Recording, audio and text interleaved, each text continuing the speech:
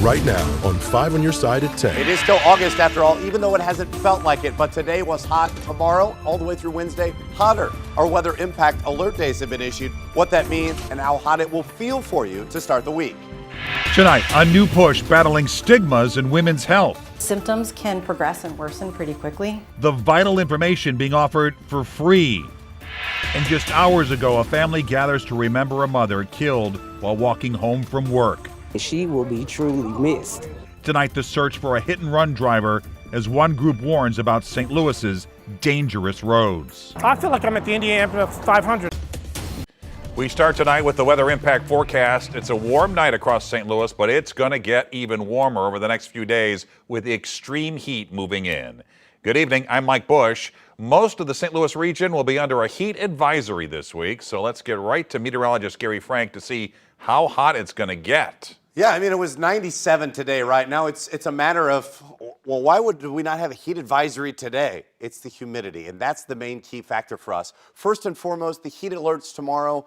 This is for Tuesday. So why is there just one day over the next couple? This may change first and foremost, but it has to do with the calculation of the humidity. That's the key factor for us. Today we're at 97, but our dew point was only around 64. So it felt like 99 at the worst, right? It was hot, don't get me wrong, but it's not as hot as it's going to feel tomorrow with a high of forecast of 98. You have that more humidity started to settle in by Monday and Tuesday, and that's where it feels like it's between 100 and 107 and 108. So that's why we have the heat advisory for Tuesday, but still Monday through Wednesday, weather impact alert days. The heat is going to get to you because of that higher humidity. It doesn't matter if there's a heat advisory or not. You need to hydrate and take breaks indoors. As we talk about the hour-by-hour forecast, we'll start out in the mid-70s. It's not going to start out at 82 like some of these really hot days that we have, but it will not take long for us to get in the low to mid-90s with not much in the way of cloud cover or any sort of wind to really add much of a breeze to us. We'll get hotter than that. I think we'll touch 100 degrees. There's an end in sight to that. We'll go more into that hour-by-hour, day-by-day, and when we can expect the heat to break. All right, Gary, thanks. Tonight, police are looking for two drivers responsible for two separate hit-and-run crashes this weekend. A man was critically injured in North St. Louis early yesterday morning. Just hours earlier in Valley Park, a mother of 5 was killed. Tonight, 5 on your side's Laura Barczewski talk with a grieving family. Family of Jaleesa Cannon says she was walking home Friday night from work at Dairy Queen when she was hit and killed by a car at Merrimack Station and Crescent Road in St. Louis County. She was trying to get home to her 5 kids, just make a decent living and be a decent citizen. And for somebody to just take her life, hit her and keep going like that, I don't know how you can go to sleep at night. Her cousin Natalie Dixon says everyone called her Lisa for short. She was funny, caring, and had a big heart. I love her to death, and I know she loved me. So while your family here love them. They released balloons in her honor Sunday night. I love you with all my heart. St. Louis County Police say the driver who hit Lisa did not stay at the scene until help arrived, and they're still looking for them. I'm calling detectives every day until I get an answer. Are there cameras on that corner? Did anybody see anything? I'm calling every day until I get an answer. This is not gonna go unnoticed. Hours later in St. Louis, Saturday morning, police say a man was hit crossing Natural Bridge near Belt Avenue by a white Hyundai SUV that also left the scene. If I'm out at 4:30 in the morning, if I'm going to my job, doing whatever, I should be able to cross the street safely, to some degree, regardless of where I want to cross the street. Crossing the road here at Natural Bridge and Belt Avenue already seems like a difficult task. Since we've been standing here for about 30 minutes, not once has the light changed or the walk sign turned on. The street's way too wide, it is way too fast, and yet we have to wait for another year for this transportation and mobility plan when obviously what St. Louis County did, and if you drive here to St. Louis County, you'll see the improvements that they made around traffic calming, but you don't see it in the city. Reporting in St. Louis, Laura Barczewski, 5 on your side. And if you know anything about either incident, you're asked to call police. There is a GoFundMe for Cannon's family. We have a link to that on KSDK.com if you'd like to donate. Tonight, Officer Travis Brown's family tells us he could wake up from a coma in the coming days. Doctors are slowly taking him off sedation. Brown has been in a medically induced coma ever since suffering a critical brain injury 2 weeks ago. Last night, law enforcement and members of the community held a fundraiser for Brown and his family. Hundreds came out to the Drink House in Pagedale for food, drinks, and a silent auction, all proceeds going to Brown's hospital bills. General, just all around, I mean, you can see the outcome. Great dude, great father, very loving dude, always smiling, so, it's contagious when you see him. A GoFundMe supporting Officer Brown has raised nearly $150,000, and you can find a link right now, also on KSDK.com. Tomorrow marks 3 years since a local Marine was killed in Afghanistan. Lance Corporal Jared Schmitz from Wentzville was one of 13 service members who died in a suicide bombing at the Kabul airport. Next month, the nonprofit group Freedom 13, founded by Schmitz's father, will honor those fallen troops with a memorial ride. A semi memorializing the 13 Angels of Abbey Gate will lead an 80-mile patriotic parade from Festus to Truesdale. Tomorrow, the Sangamon County Sheriff's deputy charged with killing Sonia Massey will be back in court. Sean Grayson's first pretrial hearing begins at 9 a.m. He faces first-degree murder and aggravated battery charges. Massey was shot and killed last month after calling police to her Springfield home. Grayson has pled not guilty to all charges. This week, some new state laws will take effect in Missouri. That includes changes to public schools. A package of education laws that passed include an increase in the minimum salary for teachers to $40,000 a year. It also changes how schools receive funding, making it based on enrollment instead of attendance.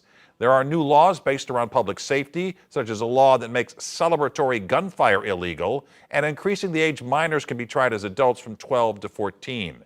Another big change, anyone 62 years old and older will be eligible for the senior property tax freeze. Well, today the Jewish community came together for the St. Charles Jewish Festival. It's the region's only annual festival that celebrates Jewish life and culture. Thousands enjoyed music and kosher food all day. Organizers came up with a theme of Share the Love for this year's event, hoping to focus more on building relationships within and outside the community. We often talk about fighting hate, but I think there's another way, and that's to really bring people together and to have those conversations and really begin to appreciate the other, and that's really what we're trying to do. This year included an immersive Israeli shuk experience. That refers to the open-air Israeli marketplace that attracts tourists from around the world. New tonight, a new and free resource to take away some of the taboos surrounding women's health issues like a hormone imbalance, aging bones, and pregnancy. 5 on Your Side's Andy Kroll was at the kickoff event, hearing why medical advice like this is so crucial for women of any age. Annie? Mike, the first in this seminar series open to the public, dealt with women's hormone levels. Medical experts say it can be a cycle of excruciating and isolating symptoms. Hoping women don't feel alone is one of the reasons the seminars were created. From the time a girl hits puberty in her teens until she reaches perimenopausal in her 30s, 40s, or even 50s can be a roller coaster for a woman's hormone levels, according to Palm Health nurse practitioner Dr. Sarah Bird. The symptoms show up as really painful periods that can be very disruptive to people's lives, heavy cycles, maybe not having a period or having infrequent periods, mood changes where they may have imbalances during a certain period of the month or maybe the whole month. Bird says 1 in 10 women nationwide suffer from polycystic ovary syndrome, or PCOS, and it usually takes seeing 3 to 4 practitioners until they're accurately diagnosed. Hoping to learn more in Ladue, amongst the 50 women in attendance was 26-year-old Mackenzie Sharp, originally from rural southern Illinois, now a nanny and household manager in Clayton. Like many women, she first noticed painful symptoms in high school. And I think, dismissed them or, rubbed some dirt on it or whatever. And then, there comes to a point where there's so many symptoms that you're like, something doesn't feel right. Which is why she's been working with Bird for the last month.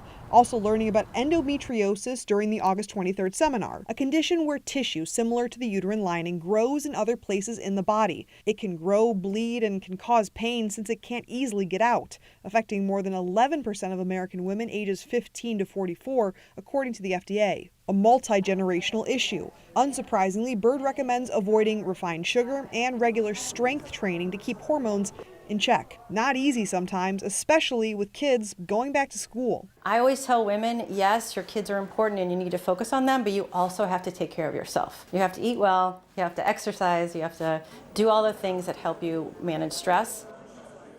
The next seminar is September 13th from 1 to 2 p.m. at Palm Health in Clayton. And considering endometriosis and PCOS are the two leading causes of infertility, on the 13th in Ladue, actually, medical experts will be navigating fertility problems, spotlighting oftentimes unanswered questions to help more hopeful parents find success. We'll have more information on the series at KSTK.com. A family facing their darkest hour. I didn't have hope. I was in a dark place. Given a chance at a brighter tomorrow in a fight against a terrible disease. I hope that it's around the corner. Their new lifeline to hope in tonight's Making a Difference. As we continue to look at our weather impact alert days, there's only one day that's actually a heat advisory right now. Why that is and how hot it's going to feel for that 24-hour period.